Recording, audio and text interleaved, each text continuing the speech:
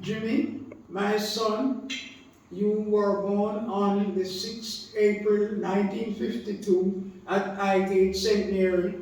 Your father, Edwin, was glad to have his first son. The family wanted to name you Jimmy. Edwin and I took you to be registered and said your name is Lloyd because my mother, your grandmother, Miss Dosha, loved the name Lloyd, and I love it too, and it was not common. Edwin said your middle name is to be Christopher. His good friend from school name was Anthony. You were the only one in Edwin's family with that name. Christopher is the family name on both sides. Clive's son is called Christopher, and Uncle Luther's son is called Christopher. Edwin and family love the name Jimmy, and so we call you Jimmy from a baby. Lloyd was only mentioned at school and on official papers. Some people believe your real name is Jimmy. We left Highgate for Kingston, and for years before Noel was born, I take you everywhere as I did not want to leave you with anyone else. We used to go to Clarendon to visit mother, and when Edwin's mother was his sister, Edwin's mother and his sister Edith come to Carnation Market to sell. We used to go there to get our food and for them to see you. Mr. and Mistress Bravo did not have any children, and so they could take you to All Saints Little School, then Big School, All Saints School at Studley Park Road. We moved to Anna Street and then to Jonestown at Playat Street, and most of the time I took you and Noel to church with me.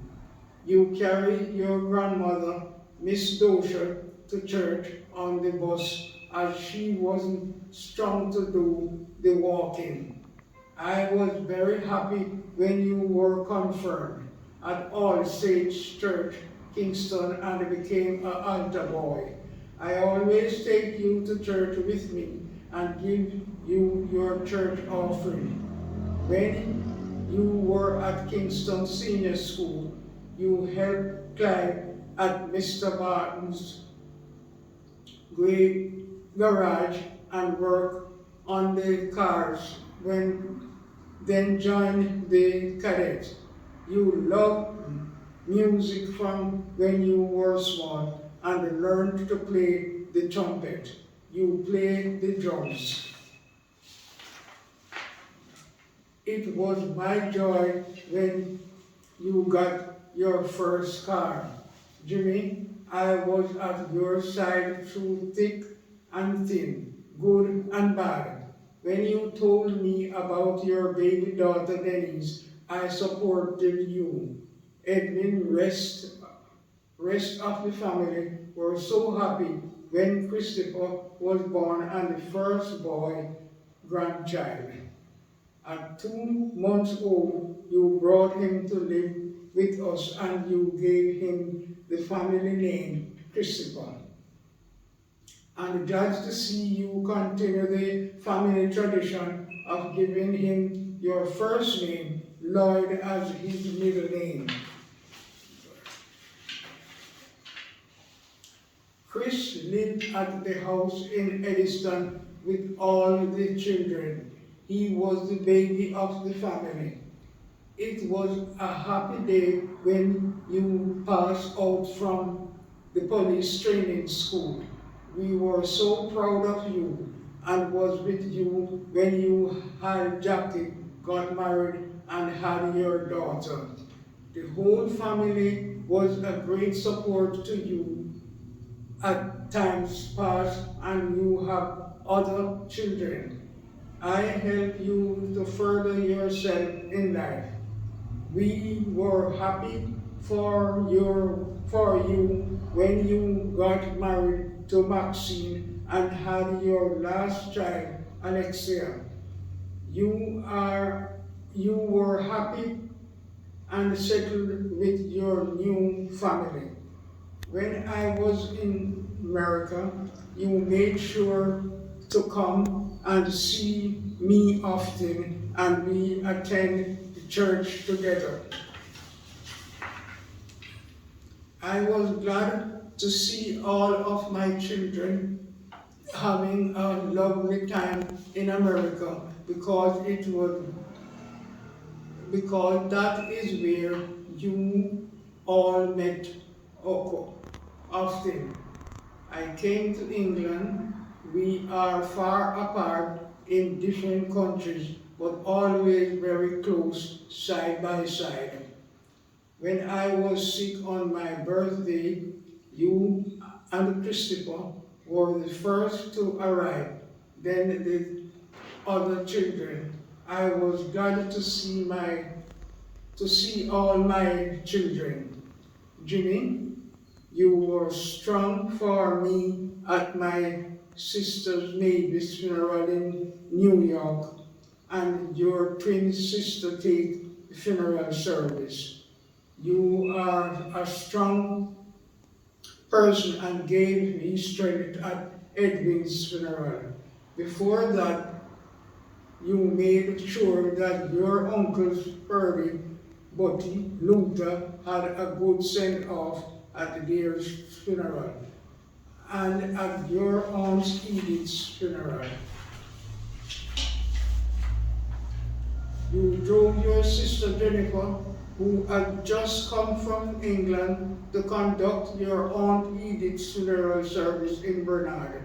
We call upon you to help with so much things that we miss you. My 80th birthday party was another special celebration, and you were at my honoring at St. James House of Prayer in Tampa. Jimmy, you have been a good son to me. My heart hurt so much from missing you. You got so sick with the virus. I am so sorry I never get to talk to you on my birthday when you were in KPH hospital and never expect you to go before me. I really miss you, especially how you used to laugh, your smile, and was proud of you. Thank God, we always thank you for everything you do. Rest in peace, my son. God is taking care of you. Rest, Jimmy.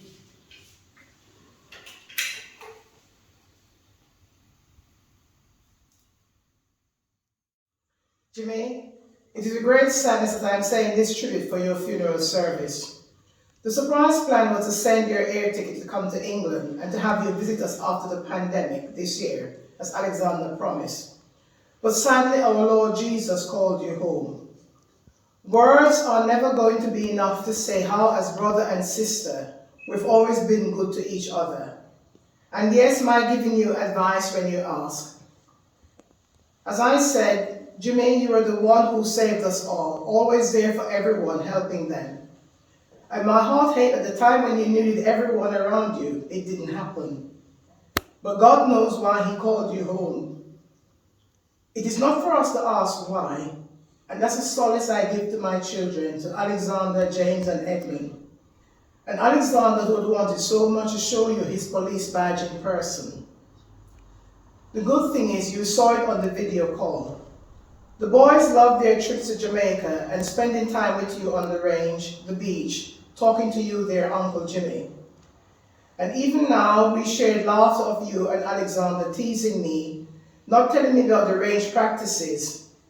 And true to form, you said to them, don't tell your mother where I took you, because when she finds out, she's going to say, Jimmy, how could you? And yes, I smiled, because exactly as you said to them, this is what your mother will say. I said those same words. Most of our latter years were spent in America at Mama's home. We go to church and have quality family time together.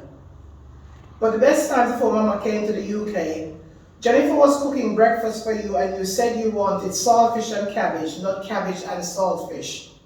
And so she must mind how she's cooking it. But the absolute best for me, now I think of it, I have to smile a little within. We were at Winn-Dixie supermarket, and Winston was telling you about the Christian ice cream. You said, how that one they go? Winston explained about the rum and raisin, and that is what people who don't drink alcohol like to have. And because we were in the ice cream section, you called me to say the ice creams are here. I came up looking for my choice of ice cream. But unbeknown to me, you had found the rum and raisin and hid it. So I said, oh, they have no rum and raisin. And Winston said, told you so. And you just could not help the laughter and that teasing look with that something look on your face that you have. And I realized you had tricked me and hid the ice cream. So I pretended I threatened you that I'm going to smack your bottom. And then you ran off down the aisle and I chased you. It was a sight to see two grown people running around the aisles in the supermarket.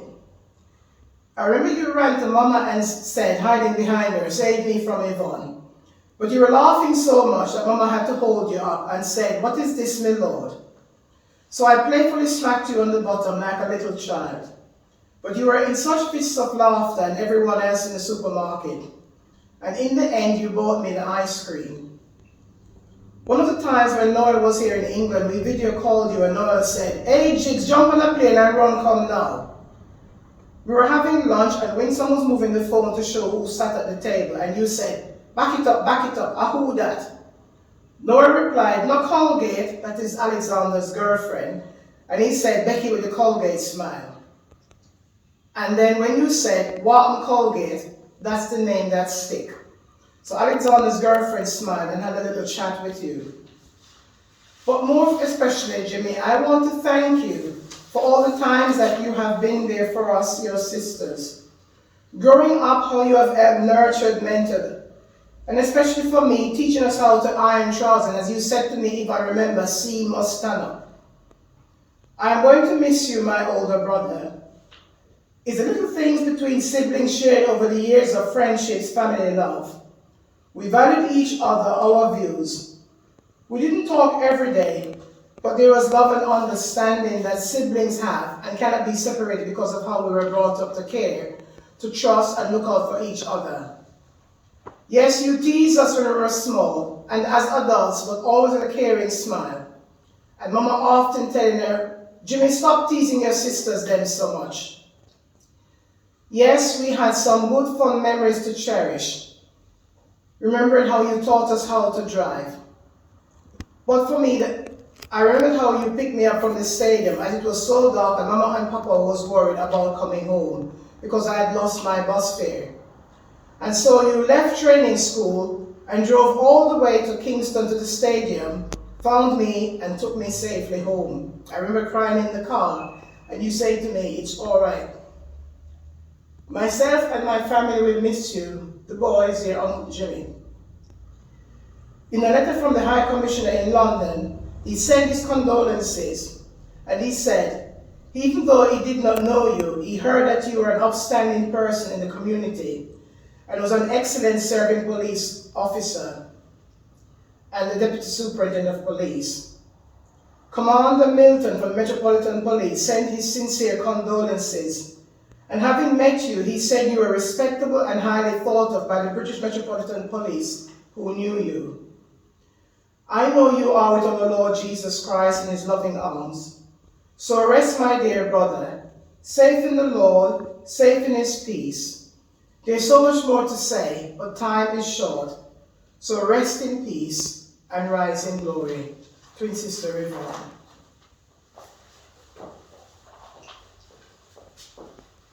Beloved brother Jimmy, we owe an unpayable debt for the rich heritage you have left us in thought, word, and deed. We mourn your passing, dear brother, but we rejoice in the companionship with you through the years and the vivid memory of your upright life. Growing up in Kingston were good, happy childhood years.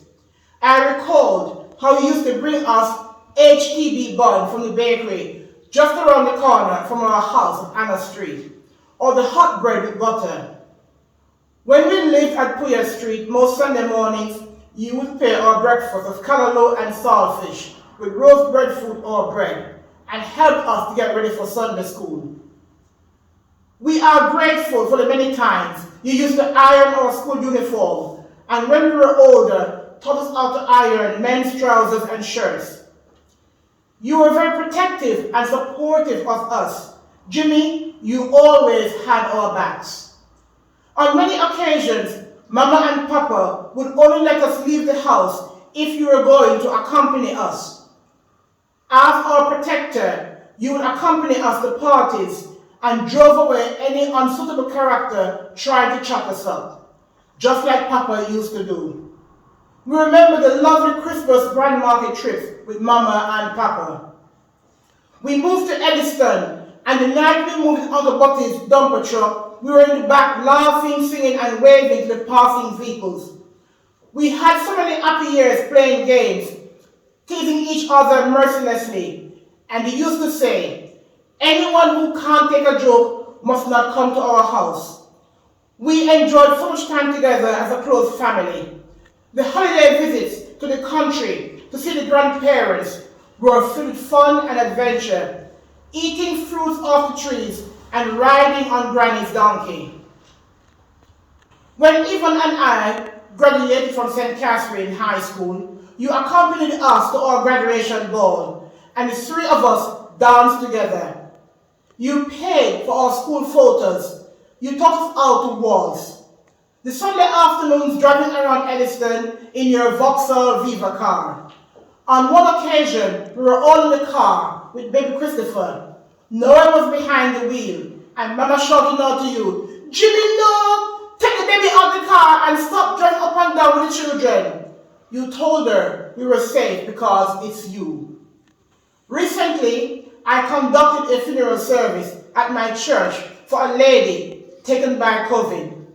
On my way driving to the cemetery, the car radio was on, and the song "Young Hearts Run Free" by Candace Staton was playing. The tears ran down my cheeks as I recalled the beautiful memory of your dancing with us to that song at the soldier camp at Monique in St. Anne, because most Sunday afternoons you would take us there. Also, the many trips to Hellfire Beach after church on a Sunday morning. Most Saturday mornings, after you returned from accompanying Mama to the market, you would share your escapades with us about girls you dated, working as a mechanic, being a cadet, and most of all, when you visited home whilst training as a police officer.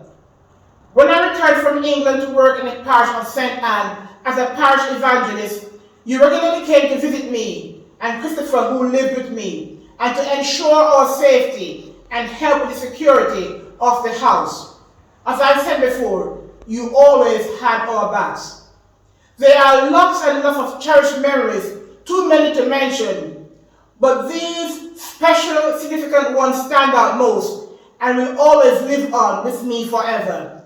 1, Christmas market and dinner at the house in Kingston with all of us, Cousin Tony. We were so happy. 2, the day you completed your training as a police officer and the big celebrations at the house with family and friends. Just before you passed out, I mentioned to one of the older ladies at the cathedral to pray for my brother Lloyd, and she said she did not know I had 2 brothers in training. So I had to correct her and said it was because everyone knew you as Jimmy and did not know your real name was Lloyd. 3, the many reunions in Florida. We met up more often there because Mama lived there. Special one with you and Alexander, driving around the church car park in the Mustang, followed by us all having a feast and great laughter. Mama was the butt of our teasing. 4. Before your death, we video called you at work. We called you at work so often. We said we hoped your boss didn't think we were encroaching on your work time due to the time difference. The laughter in your eyes, the smile on your face whilst we teased you, dearest brother, and your promise to wear a mask indoors at work as well as outdoors. On the occasions we called you at home, there's one particular time when Maxine was not there and you said you were cutting asleep and we woke you up. We talked, teasing as usual, and you showed us around the house on the video call, as the last time we were in Jamaica, the second level was not completed. We teased you about cooking for Maxine, and you said she's all right. As we contemplate the long life of usefulness exemplified in you, Jimmy, we would unite our hearts in sincere gratitude. We need more citizens like you who will make a real contribution, righteous personality among neighbors, friends in the church. We have much for which to be grateful. Jimmy, we are grateful for your life, your worthy traits of character, also the stimulating contributions you made to the lives of all who knew you, for the high esteem in which you were held by many people, for the loyal devotion to your family, other relatives and friends. May each of us examine our own lives to see how we are living up to the best we know. Jimmy, you leave a rich heritage of good thoughts, kind words, honorable deeds. Jimmy, you'll be sadly missed forever. Rest in peace, my brother, and rise in glory. Twin sister Jennifer. Dear Jimmy, usually when I contact you, I would ask how you're doing. It seems so surreal now that you're now resting in the arms of the Lord, so there is no need for me to ask that. There comes a point in our lives when we have to pause and reflect because of life events. My dear Jimmy, on 23rd of February, my word paused. Then on the 3rd of March, the word stopped when you fell victim to the effects of a viral overload. Your passing has created a silence and emptiness that will live on in my heart forever. But because of your good nature, I can still smile through the tears. Growing up, you were jovial, gregarious. You took pleasure in the simple things in life. You would play with us every Sunday afternoons, ring games, and it was such a joy having you as a big brother. Cooking for us, you were chief chef.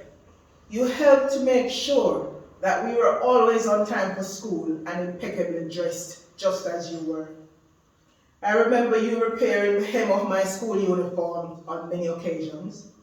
After I come home from school, because I love to romp in the afternoons and would get it ripped, I don't know how, but you were always there to make certain that I looked really nice.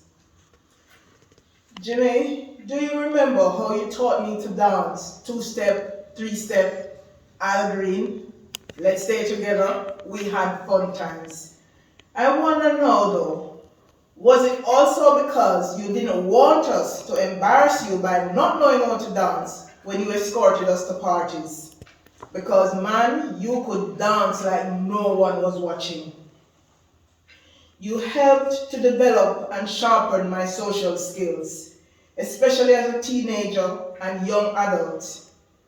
You taught me how to enjoy going out with my friends without compromising my own principles. Thank you. You taught me how to have a drink so that I could mix and mingle without shying away or going home and seem like I was dark. Thank you for that. As an adult, your charm and charisma followed you all your life. You were respectful, caring, and in return, you attracted and commanded respect.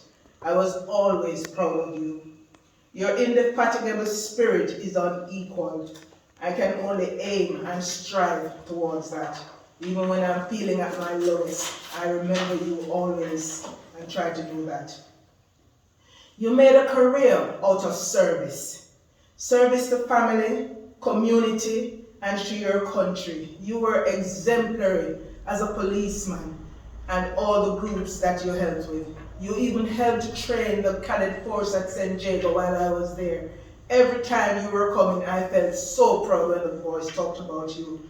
The magnificent troopers, you have left a lasting legacy there. You gave 100% in everything that you did. You served with honor while managing to have a wicked sense of humor. On hearing of your passing, one of your squaddies telephoned me from Florida and told me that you made him love work and you made him love going to work. No greater tribute can someone pay to another person, especially with regards to work.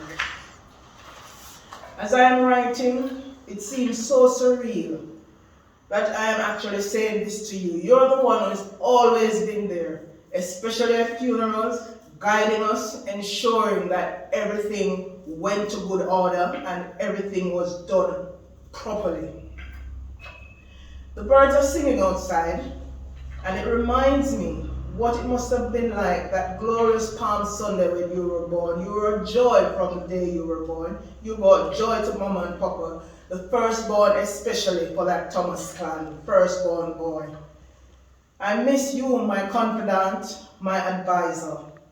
You were always just a phone call away. Though we were far apart in miles, we were close together in love. My holidays in Jamaica will never ever be the same, but I know you have left a loving family there, and I know that I can draw upon them whenever I visit. My life coach, you encouraged and you inspired me and others to be the best versions of themselves. You would always say to me when I phoned you with a problem or something to discuss and say, is there another way? Because you know sometimes I can be too feisty. So you would say to me, look at it from another angle, look at it from another perspective, so that I could make the best decisions possible, so that we could have a better, more amicable outcome. You were ever the diplomat. You were magnanimous in everything that you did, in victory and even when things didn't go so well for you. On that day when we heard about you, we couldn't help you. We prayed, but the Lord knew best. He saw best. My brother, mentor, friend, patriarch of the Thomas clan, from this side to the diaspora, rest well in Jesus' arm. We cannot, Lord, thy purpose see, but all is well. That's done by thee.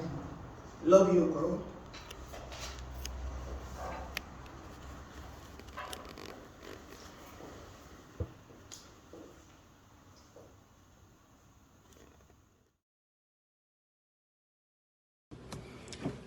This is my tribute to Jigs. Can't believe I'm doing a tribute to Jigs, but this is my tribute to Jigs. The name Lord is only used by those with a business or professional relationship. The only name I knew at one time is Jigs, Jimmy, or Old Sweat. I called him during my teenage years. I never called him Lloyd. Jigs was not only a big brother, but also a mentor to me. Since my sisters may have mentioned more mainline accomplishments in their tribute, I will address some of the other little-known stuff going way back from my little boy days. I remember when Mama had told Jigs not to go downtown parade to a Christmas market. Well, he went anyway and thought he had gotten away with it. The undisputable evidence of his crime was a picture in the Daily Gleaner holding a toy gun at Christmas market. Mama then asked him if he had gone to the market, to which he said no, and then she showed him his picture in the newspaper. Busted. We had a big laugh on that one. Also, during our days while living on Anna Street, I would follow Jigs to HTB Bakery to purchase the equivalent of 4 slices of hot hard-dough bread and butter. HTB Bakery was just located pretty much around the corner from where we lived on Anna Street. And one day I was complaining to Jigs that a classmate of mine is always asking me for money to buy Sky Juice as we waited for the Penn bus at Crossroads to go home. He said that what you should do next time is to ask him first for the money to buy Sky Juice. If he said no and cannot return the favor, he would not ask you again. Well, I made sure I asked him first the next time I saw him when we met at Crossroads. He couldn't give me the money, and so from that point on, he never asked me again for money to buy Sky Juice. Jigs also introduced me to the Jamaica Combine Cadet Force. That organization changed my life forever. This is where I learned how to be a leader and become a responsible human being. I always try to emulate Jigs in the Cadet Force. He always seems to do everything perfect. I did beat him once at the range one Saturday. That never happened again, and I'm still wallowing in that one win. Jigs touched many people's lives no matter where I travel in Jamaica and sometimes in the U.S. when I would run into folk who knew him. When the news of his passing was announced, a friend of mine for many years reached out to me and was wondering if I were related. I didn't even know that my buddy for so many years knew Jigs. Multiple times while I visited Jamaica, I was stopped at checkpoints and the police officers would ask me if I were related to Echo T or DSP Thomas because of the resemblance. I would acknowledge yes, and they would just send me on my way. Many of them would start a conversation stating how good a person he is, and I am lucky to have a brother like him. Jigs, you and I, in teaching me how to be a man, we did some mischievous stuff that, we're not going to talk about that here.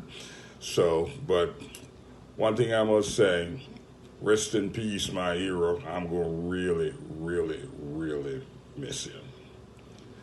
The Lord will keep you company. I know he's getting a much better angel than anybody have up there with the Lord.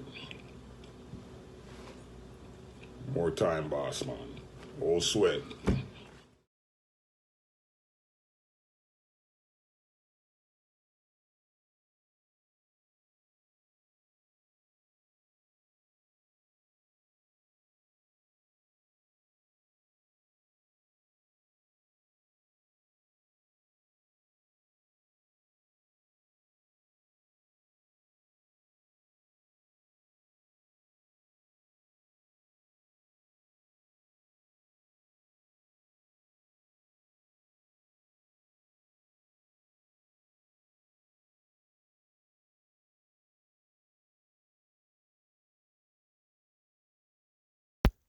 Dear Reverend Clark, I recently received the sad news of the passing of your brother, Lloyd Thomas. On behalf of the staff of the Jamaican High Commission, I extend sincere condolences to you and your family, especially your dear mother, Miss Dolores Thomas.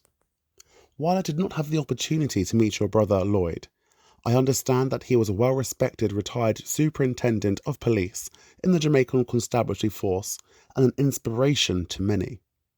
From what I have been told, I gather that he was very loving and generous to his family, his friends, and his community, and that he led a remarkable life.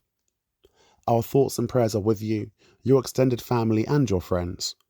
Our hope is that you'll be consoled by your memories of good times shared with Lloyd and the knowledge that he lived a life worthy of the respect of others. May your steadfast faith and prayers ease you through this very difficult time. Yours sincerely, Seth George Ramakan, CD, High Commissioner, from the Office of the Jamaican High Commissioner in the United Kingdom.